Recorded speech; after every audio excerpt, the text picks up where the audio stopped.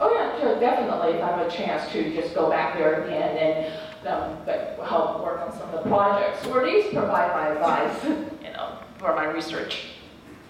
Good question. Okay. I really enjoyed hearing your research. The issue of migration is affecting most African countries, so I think it's really awesome that you got to do on the ground, firsthand field research on this topic. I had a few questions about some of the assumptions you made. One, the most glaring example was the food prices, and you mentioned a French restaurant, high-end French restaurant, and the meal being between $8 and $10. My question to you is, most folks who are migrating may not go to restaurants, period. They may shop in markets, not even necessarily supermarkets.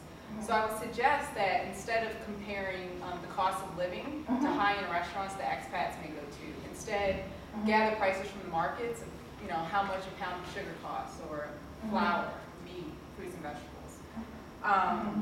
Also, another assumption that you make is that modernization, Western modernization, is the path to development. And in the last slide, you mentioned that your interviewees had a vision for Senegal. And I think I would like to hear a little bit of what that vision was. How did Senegalese imagine their own futures? How are they reimagining Senegal?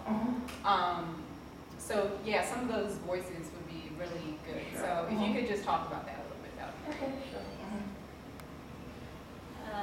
Any other questions? No, I'm sorry. Yes. Well, I came in late anyway, but I was just wondering about your methodology. How did you use that news articles? Did you use them, for your literature review, or did you actually do like content analysis? I came in late, so I don't know. Oh, most of it is interviews. Sorry, I think I'll just take the last question and then I'll give you a few minutes just to kind of answer.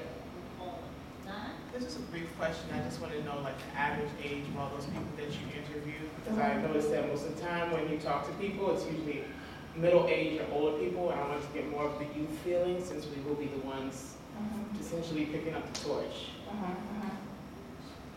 Okay, over to you for 2-minute response. Okay, sure. Well, the average age, first of all, is people over 18 to, I think, people in their 50s. But again, sometimes it's also not easy to find the exact fit. So pretty much I interview people who are government officials and staffs at the organizations, because they're the ones that can provide me updates on policy. And second, people who started or who work at the NGOs and the grassroots organizations. So I want to know what their views are and what initiatives they have taken and so on. And third is families or people who are transnational migrants or who are return migrants to get a view of what their experiences are. And well, mostly it was interviews, but at the same time also collected pamphlets and brochures. I also tried to do some content analysis to know what is the latest development or is the latest information in the country. That's the answer to the question. And third one is, Anita, you did bring up a good point. I should have, if you go buy things at the food stands or at the street vendors, the price there is reasonable. But of course, not everybody, the people who are desperate to leave, they probably have not traveled outside of the suburbs of the suburbs. However, I know I bring up the example of Raw Provençal and casino is that even though people who go to those places may not be the ones who are trying to get on the next pre-road to go to Italy or Spain. However, if you live in Dakar, it does impact you, and even if you are middle class or if you're rich. Thank you. I think we need to move on so that we can see the. Thank you very much.